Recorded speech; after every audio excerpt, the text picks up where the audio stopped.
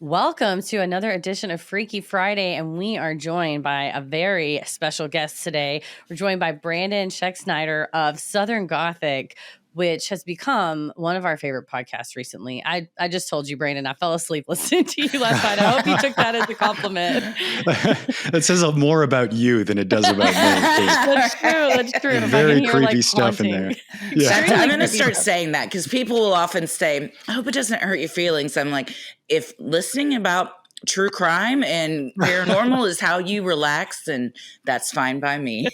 No judgment. Well, if any of you listening have not heard of Southern Gothic, it features captivating storytelling. I'm telling you, I was so immersed, sucked in, a beautiful soundscape, and it's all stories around the haunted places and the eerie happenings of the American South. So what kind of got you into starting this? I know you have a clutch researcher and writer on the show. That probably had a little something to do with the show.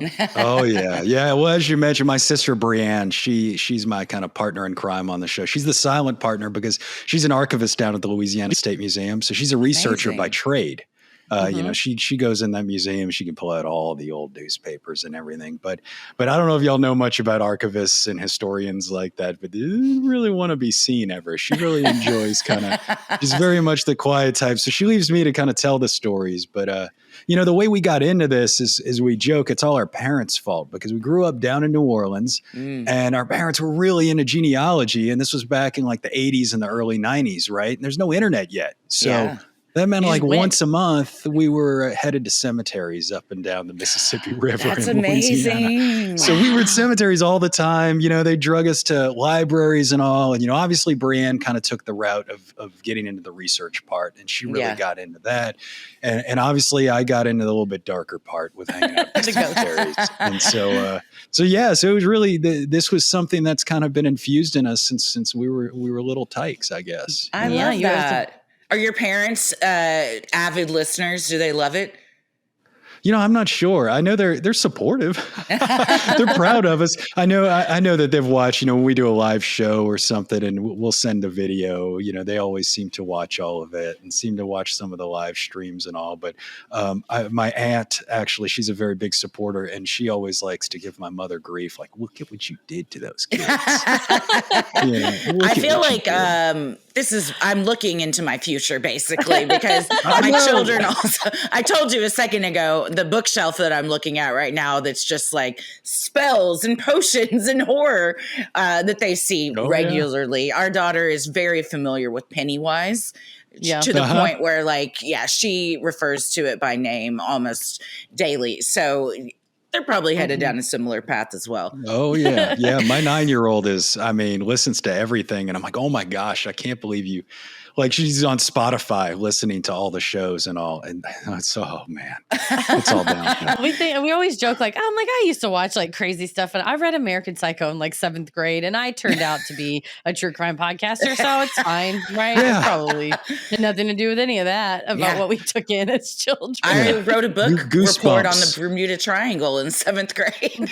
And Goosebumps, obsessed with all that. Goosebumps was great. Yeah, Unsolved Mysteries was a big one for That's me. what did it for sure. Yeah.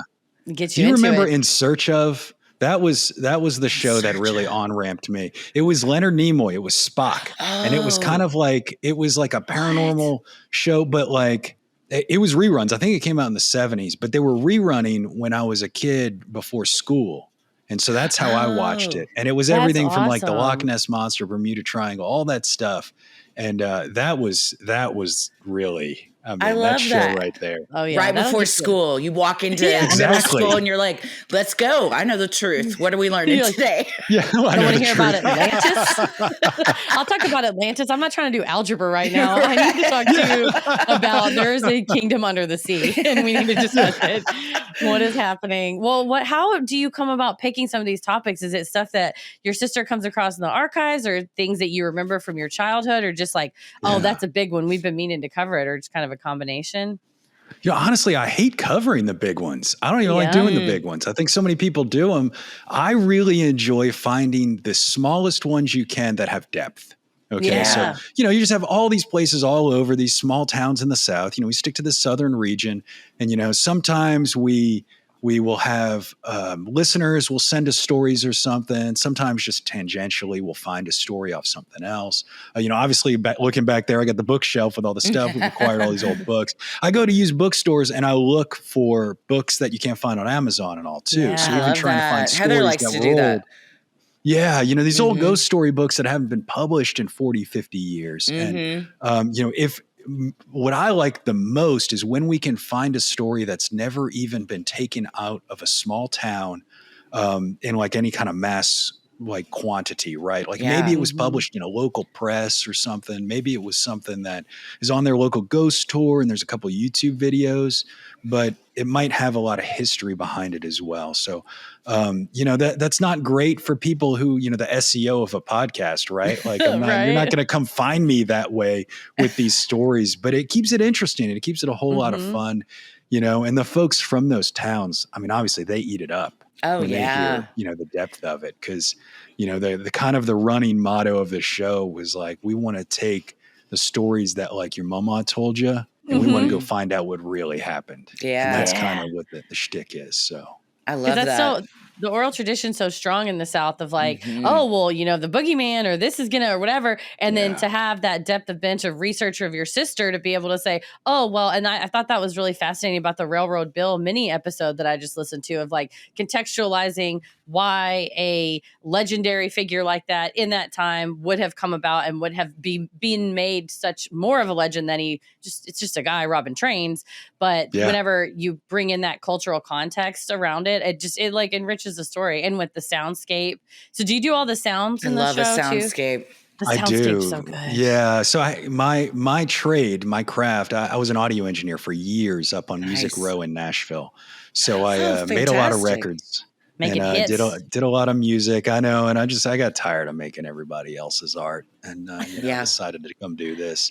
And so I mean, I kind of, that was my leg up in coming into podcasting is I kind of understood audio already and understood microphones and how to do everything. So, that's a huge leg up because we did not understand any of that, which is why our first 12 episodes are not available because they sounded like such trash. And then Tommy had to self-teach himself everything from YouTube. So to have that kind of background is a huge advantage to pivoting into something like this. Yeah. Well, I'm not saying the first few episodes didn't suck. Don't get me wrong here. Okay? I mean, we're definitely finding our way. And look, there's a songwriter, something that one of my songwriter friends says around town here. He says the first 100 songs don't count. So just go ahead, get them out of the way, suck at them, and let's move on. And it was true here too. Don't worry. Brush off the dirt. I like it. Yeah. Well, we hear you may have done a little bit of on the ground research for one of these stories that you're going to share with us today. Yeah.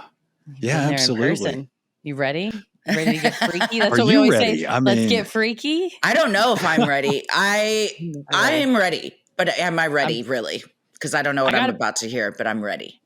I have a pumpkin spice latte, so I'm ready. Oh, nice. Well, good. Then you won't fall asleep when I start telling you about this awful Diet thing. Coke. I'm also not going to fall asleep, but I wouldn't anyways. Never. No, your story. I'm telling you, it's so good. And then I woke up and rewound it. You rewound it. And your voice is so just the awesome. perfect for especially like a Southern, spooky podcast. Perfect voice. I love it. Well, thank you. Do you guys. hear a lot? Do people tell you all the time that you have an accent? We hear that all the time, and we don't hear our own accents, and I don't hear one in you. But do you get that? Like regular? Well, I think people point out some things that I mispronounce that is part of like the growing up in New Orleans thing that people don't realize, because New Orleans has almost like this kind of like lazy Brooklyn thing when it gets really, like if I go down there, the drawl starts coming out more and more. And so, there's some things that definitely in the reviews sometimes will be like, you say this like this. And like, well, that's how I was raised. My mama did it. Yeah, right. That's how New Orleans does it.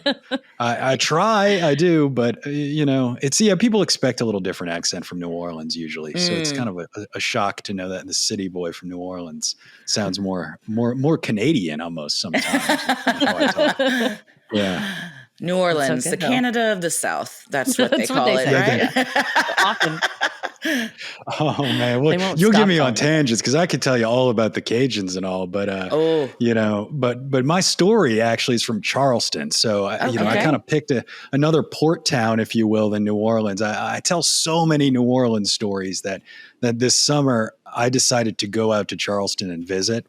Now, if you go out there, it is, I like New Orleans and Savannah. This is just chock filled with haunted places. I mean, the place is old. It just got stories on top of stories. These things have just evolved over time. There are, hundreds of ghost tours you can take at this point, right? Pirate tours, everything creepy if you go. And I was fortunate I got to visit my friend Mike Brown, he's the host of Pleasing Terrors, a podcast, which if you've never heard of it, it's kind of like, he's like the Dan Carlin of the spooky. He doesn't come out with a lot of shows very frequently, but what he does, it is insanely researched and beautifully written. So I always recommend that. But I went out to Charleston and we actually decided to leave the city and go to this little cemetery on what's called Edisto Island, about 45 minutes away from Charleston. Okay. And this is a sea island out there.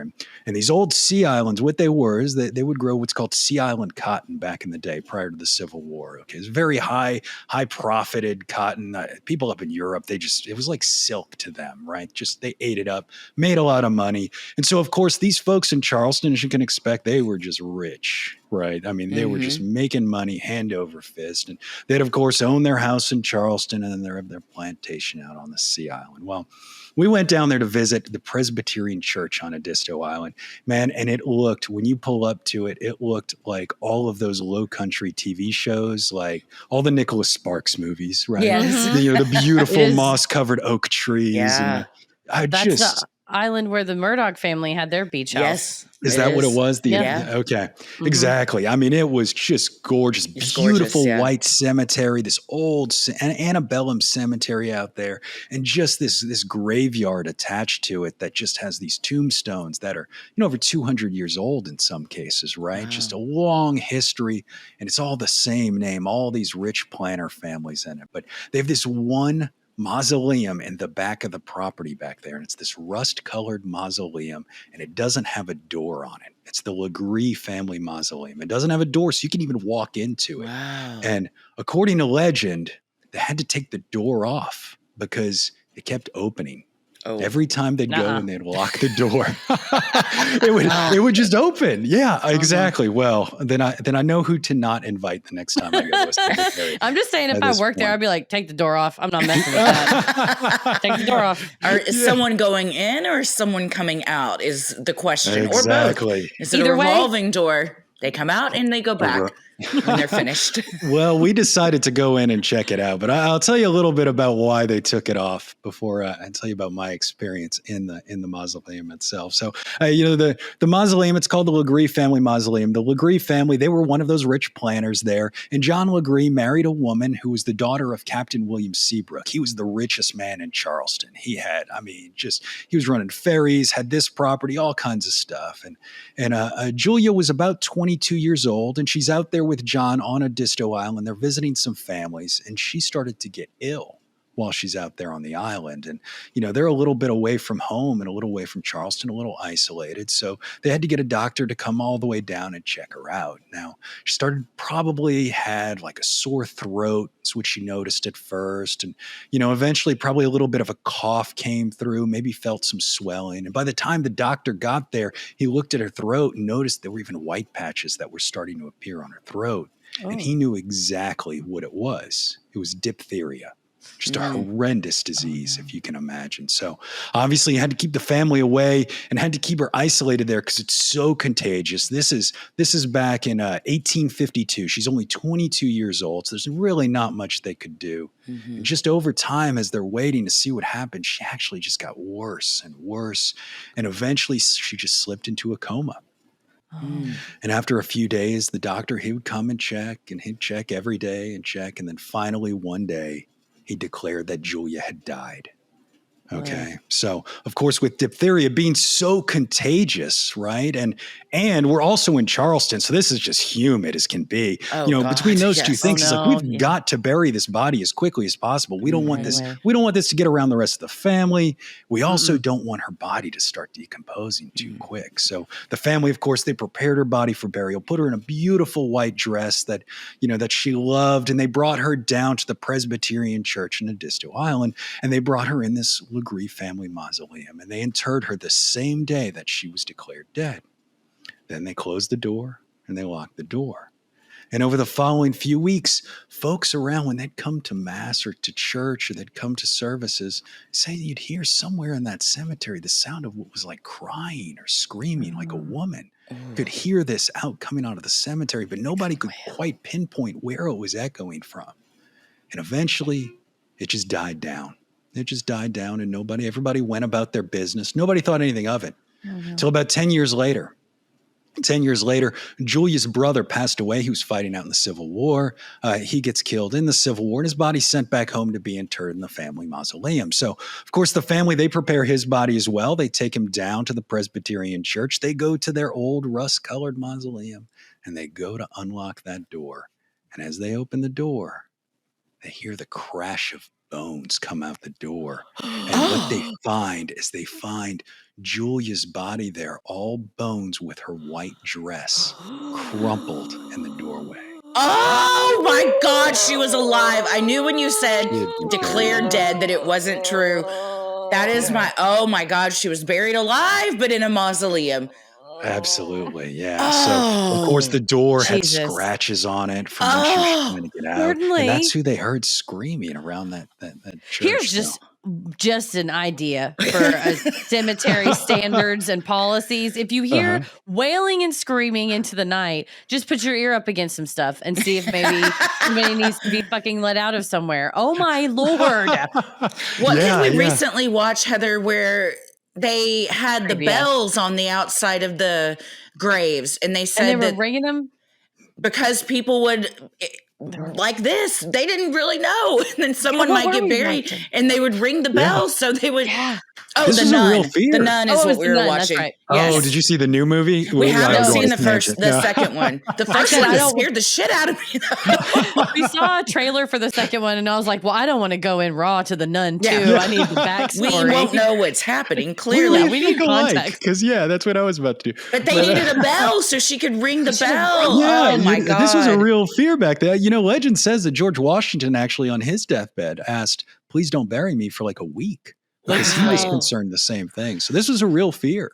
Back then, man. And you can imagine opening that door. This family, they're mourning the loss of the son at this point.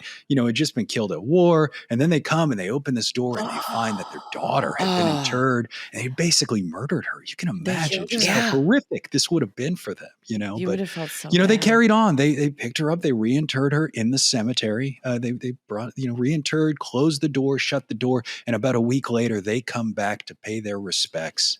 And that door is open. Oh. They shut the door. They go off. They come back. The door is open. And nobody knows how many times this happened, but it didn't take long for them to be like, you know what? Julia does not want to be stuck in this mausoleum anymore. And they pulled that door off. So to this day, if you go down there, like I was saying, if you go down there, that door is entirely gone. Wow. It is a mausoleum. You can walk in, you can look at the walls, you can step inside and everything. And of course I had to go inside too. And, I'm not much of a ghost hunter. I like telling stories. I like doing the research, going to the libraries and all. I'm not really like a device guy, the evidence and stuff. I have a lot of friends who do it. They're a great job at it. I'm not patient enough. I think that's the problem. I can't sit around and wait for any of these guys. But we did take with us, we took dowsing rods with us just because we were playing with dowsing rods at that point, and my girlfriend had gotten a pair, and for anybody who doesn't know, these are like L-shaped copper rods, right? And what you do is you hold them in your hand in front of you, and supposedly you can talk to spirits with the energy, and they'll make movements, right? And if these two rods, they happen to cross in the front, you're asking a yes or no question. If they cross, it means yes. If they go wide, it means no, or it can do other things like that. So we decided to go in and try and talk to Julia. at that point, right? Because even though I can go back and I can find all this research and I can prove she was buried there, obviously you can walk in and see, we've never been able to find any actual primary sources on whether or not she really was buried alive. I can coordinate the dates. We can line all these things up, but did this really happen? So, we went to the source with dowsing rods. You gotta go straight to the source. You have to ask her. Even if they're in another realm, you gotta go to the source. Why not always try to get, you should try to get a comment. Yeah. Always try to get a comment. No matter living, if it goes wide, no comment. That's what I should have asked. I know. No, we went in, of course, and I just went and stood inside there, right there where she's interred and asked, "Hey, Julia, are you here?" And of course, they crossed. Yes. Wow. I mean, just right out of the gate. So I asked, "Well, where are you?" And of course, the rods kind of turned over to where she was interred and just turned in that direction. And, I can be skeptical with some of that stuff, but it got a little creepy. And this was the middle of the day, y'all. I'm not that adventurous either. Right? But we did. Yeah, exactly. No, this was like mausoleum. It was like lunchtime in the mausoleum. We were having, Julia, would you like a sandwich? And they just crossed the middle. Well, you came at lunchtime. Yeah, she totally, but she wanted shrimp and grits. This is Charleston. Yeah. But we asked her, we asked if it was true or not. And, and she said no. So I don't know if it's true or not. But we did ask at that point. They went wide. It said, no, that didn't happen. But I asked, do you want me to keep telling your story anyway? And it crossed right into yes. Oh, yeah. So whether or not we're going to believe the dowsing rods or anything else with Julia's tale, this is keeping her memory alive. Yeah. And that's the one thing that I really love about telling ghost stories is she was a real person out there, right? And you can go visit this cemetery today and you can check out that mausoleum and it is a blast, a beautiful cemetery. So. I love how respectful you were to ask if she wanted her story to continue to be told. You gotta ask. Yeah, what I've learned in all my years of telling ghost stories, and especially with doing kind of ghost tours on the streets, right? Like doing guiding ghost tours on the streets. What I've found is that if you are really honest with your telling and you try and be respectful, that's when people have experiences on your tours. Mm-hmm. It's never when you get something wrong. It's never anything like, they're not coming out and smacking me upside the head or anything. They're like, come on, man. But if you tell the story, if you really, it seems to be those are the ones that they'll trigger and they'll respect. So, it's a blast doing it. And I love telling stories that way for sure. That's amazing. I feel like as a ghost, if I heard someone telling my story wrong, I would be like, I'm not giving you the satisfaction of thinking I'm real. But you're right. On the ghost tour in New Orleans, like we were down an alleyway and the tour guide said, this is a bit of a sad spot, but I want to take a moment and remember there was a man who was often seen out here and he would like set up shop right here. And he was recently killed really tragically. And I just like to sit here and take a moment for him. And the lights around us like flickered up and she was like, hey, whatever, Charlie or whatever. And we were all just like looking around and she was just like, I don't normally do this. I just felt really like I wanted to stop and pay my respects. And we were all like, oh, okay, thanks, Charlie. Hi, or whatever his name was. But you're right. That ghost tour was not a like, ooh, the dirty details of his horrible death. It was like, hey, we want to stop and mark the remembrance of a friend. And I think that's the ultimate fun part for me of ghost stories. Like you said, if you think back to Julia, that if you would have told her, hundreds of years ago, people in the way, way, way distant future that you can't even imagine are going to be saying your name and talking about you and trying to talk to you, it would blow your mind. Yeah. Oh, truly. And also what an honor. But, and that is the power of storytelling. Especially in the South is, to keep the legends alive by passing them down over generations. Brayden, what's the creepiest thing you encountered when you were doing your ghost tours? Most of the ones that we'd go on, it was always stuff in windows. Most of the time it would be people seeing things in windows. People feel like they're getting watched. There's stuff like that. So that was just the most common. I do it. There was this one occasion though that it really blew me away. There was a guy at the very beginning. Look, when you do a ghost tour, there's always like the person who wants to be on the ghost tour and then the person they dragged with them. Yes. Right? And, so you kind of have like a crowd and the believer. Yeah. Like 2/3 of your crowd wants to be there. And then the other third's going to stand in the back grimacing. And it's kind of like it becomes a challenge to get them involved throughout the tour, of course. But, I had this one gentleman, you could tell he was there because of his wife, but at the beginning of the tour, he wanted to talk to me because he was really into history. Right. He was really in it and wanted to hear more about the history of the place. And we were chatting. He's, of course, I don't believe any of this, skeptical. Blah, blah, blah. And we get to the last spot at the very end. And it was a spot. There's a lot of paranormal activity. It's the only really spot in this small town of Franklin where I give tours where people want to do ghost hunts. They want to actually come inside and do the whole deal. Wow. Right. It's one that's really active that way. And after we tell them the stories and stuff, we kind of let them go up on the porch and just kind of peek around and see if they can get a vibe.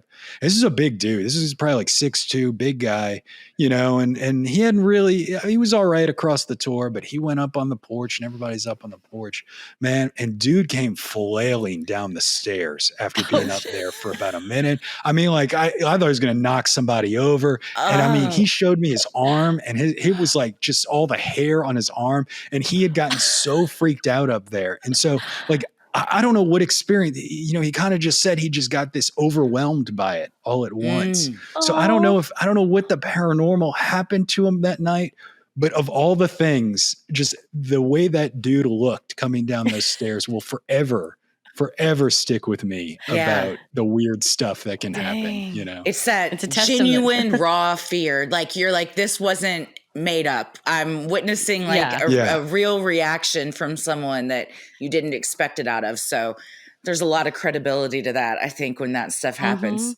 Oh, it's a testament to there's your no great jump storytelling. Scares. He's all scared. Or I mean, like you said, like we was it the Ohio State Reformatory, Heather, where we did the tour, and the basement that used to be the showers. Oh yeah. We when we went in there, I mean, there was just this overwhelming, oppressive feeling. And our friend Leanne was with us and she started crying. And the tour guide was like, this was one of the roughest areas because it was down in the basement. It was so isolated. It was the showers. So a lot of beatings happened here and everything. And just the energy and feeling down there, skeptic or no skeptic, you can't deny like how oppressive it was. So if you walked up there and just like overwhelming sense of like weird energy that you're not used to, it's overwhelming. Mm-hmm. Oh, yeah. And you're not looking for, but maybe more open to an energy you're not normally thinking about but when you're on a ghost tour, you've opened that eye of yourself and all of a sudden it rushes right in. Yeah, we did something recently. We went to Waverly Hills in Louisville, the sanatorium. Oh, we just did a listener tale about their experience at Waverly Hills. Yeah. Yeah. So, I'm not really a big ghost hunter. And my girlfriend Heidi actually is the one that picks the really creepy ones that we go to. So she's the one that was like, we're going to Louisville and going to this. Right? And she picked the midnight to 6 a.m. tour. Nice. Okay. It wasn't a tour. It was like the wander around the building, right? Oh, okay. You don't even get to go see it during the daylight. You're pulling up and you're seeing that big shadow of that giant building up there. And, and she's tough, so she's doesn't get scared off. And she even did when we were in the morgue part, she got in one of the drawer things. Okay. She's the bravest person I've ever heard. I mean, like, come on, She got in the morgue drawer? Oh, no. Yeah, she got in one of the morgue. I have a picture of her in one of the morgue drawers. Now, I mean, like, it's like, so anyway, she has no fear of coming to these places with me. She's the one that gets me to get the extra scary ones. But we were on the third floor, just like you're saying. And we were up there and we were walking around and I was there again. I wasn't using devices or anything, man. I was there to see a shadow person. They're supposed to have shadow. I was keeping I want to see a shadow person here, but man, we were on the third floor. And at one point we're just walking down and she just grabbed my arm and she's like, we're getting out of here. We are not. And just, I mean, immediately was like, we're turning around and going, I do not want to go down there. What was the third floor? That spot over there. No, it was just this spot right here. So this was the one where I believe it was, if you'll ever hear the story about the axe where the kids were trapped. So these kids were trapped in the stairs there or something and trying to use an axe to get out. And then finally a security guard came and just opened the door. And it wasn't locked or anything, but they couldn't get out. Wow. So this was years after it had been closed and they were just there exploring. So it's but the place, I mean, it's got spooky vibes everywhere. That place is just, it's so haunting being there. But like you're saying, it's energy just as much as it is actual spirits, right? That energy is so pervasive. And I think a lot of people, that's the first thing that people notice when they go to a haunted place is they just feel like they're not supposed to be there or something, you know?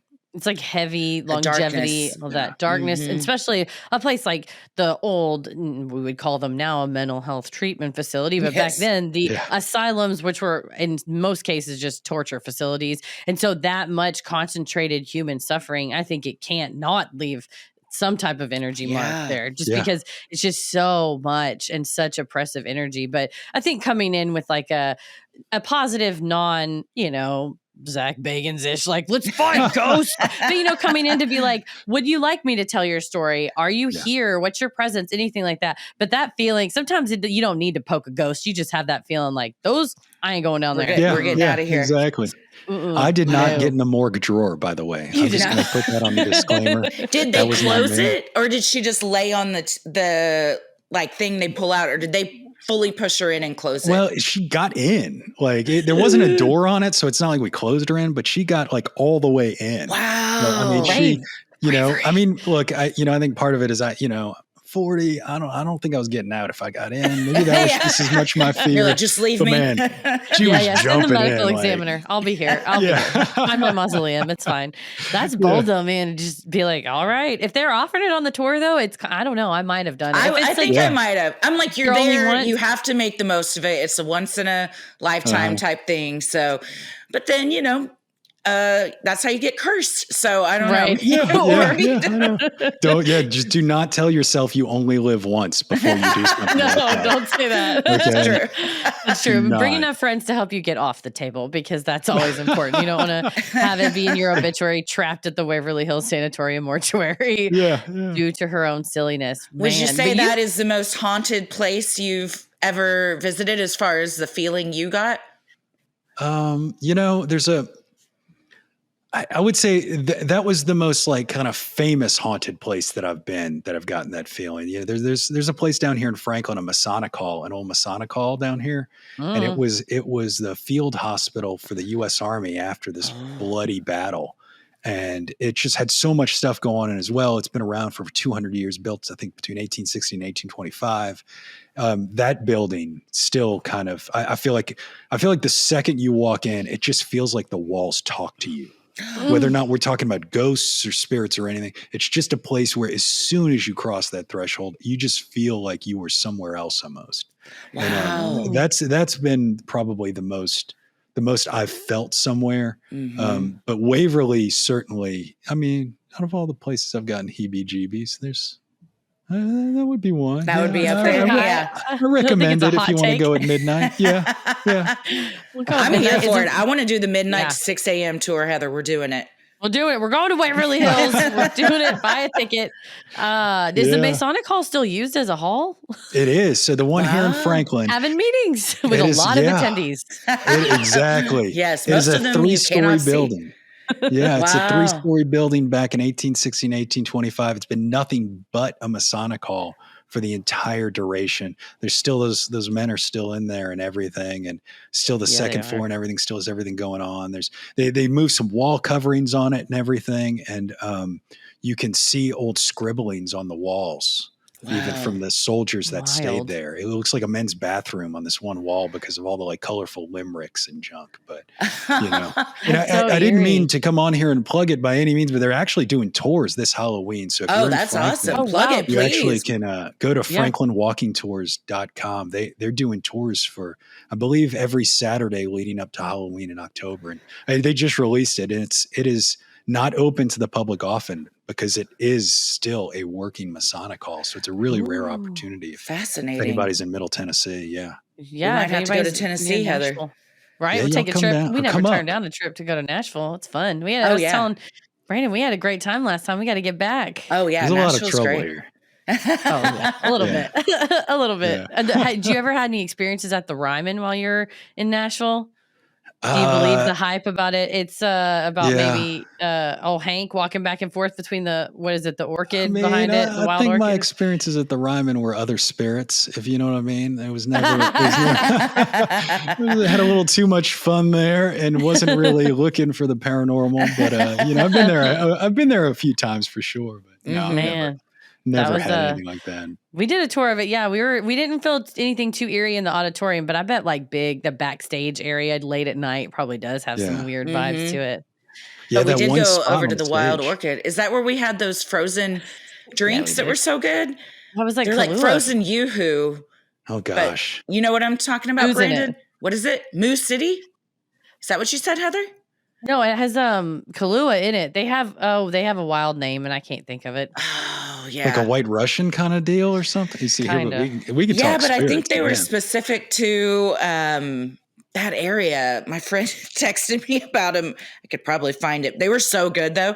But like one of those, and we were like, "Whoa! It is 2 p.m. Bushwhacker. That was it. Oh, okay. Yes. All right. Yeah. I know I'd find it. No, we're having a good time. I can't believe we forgot that's what it's called. Yeah. I can't believe I thought you said Moo City. What is wrong with me? Nothing. I think we were just like, it has something to do with bush, moo, milk, something, cow. I don't know, but we figured it out. But they were delicious. So absolutely. We all got there. Oh, Brayden, we had such a great time talking with you today. Yes. I really want to go on that walking tour. If anybody listening is anywhere near there, and if we can't make it, y'all go and write us a Freaky Friday story about it. Definitely. I want to know. Yeah. Well, absolutely. Yeah, come see us. For folks who want to hear more Southern Gothic, where can they find you on podcast apps, on the socials, all that good stuff? Oh, yeah. Wherever you listen to this show, get on there, look up Southern Gothic, Apple Podcasts, Spotify. We're not on Stitcher anymore, are we? But we got we got the Amazon Music, the whole gamut. We're there. We're on YouTube as well. Awesome. And have our website, southerngothicmedia.com. You can hit us up there. Fantastic. Well, we really appreciate it. Yes, it's been so much fun talking to you. I could pick your brain for hours about all the cool places you've been to, and your sister, who maybe we could do a secret meeting, since she doesn't like to be in front of the camera. yeah. Her and the cats will have to come. She'll come out. You didn't have to say she had cats. We all figured that. You knew that already. I know. And they're all named after ghosts. So, really. Oh, that's awesome. Are they really? Thank you guys so much for having me. Wait, what are the cats' names? She's got Delphine, which is the Lori. Okay. She has one that's called Dixie, which was years ago. We tease her now. It's awful now. But Dixie Beer in New Orleans, there's a haunted brew house. Oh. Right? So it's named for the brew house. Yeah. And then she just recently named the most recent one that she just got, literally a week ago, she got a new kitten called Josie, named after Josie Arlington, who was this infamous madam down in the red light district of New Orleans. Oh. And Bryanne spent a lot of time researching that. And she has we have an episode on it if you guys are ever interested. Yeah. She had a tomb, a mausoleum that was haunted, and supposedly the statue of her came to life at night and would walk through the cemetery. So, definitely going to listen to that episode. 100%. I had to ask because when we went to the Stanley in Colorado, our ghost tour guide had some cats, and I asked the name of one of them, but not the other. And to this day, I'm like, I wish I would have known what that cat's name was. So thank you for telling me. I would have been wondering. I would have had to email you. It would have been a whole thing. So thanks for being with us today. What we're also learning is people need to check mausoleums more. Yeah, there's got to be checks and balances on what's going on in those. We need a Ring doorbell camera inside the mausoleum, like a baby monitor. Really, though, that would be. A nanny cam is just a teddy bear with the camera just sitting in the corner. Oh, the things that thing would catch. Yikes. Well, we've all sufficiently freaked ourselves out, but if anybody else wants to freak themselves out more in such a captivating way, check out Southern Gothic wherever you get your podcasts. It's a perfect way to celebrate spooky season all year round. So thanks for what you do, Brandon. Thank you guys for having me. Yeah. Thanks so much for being here.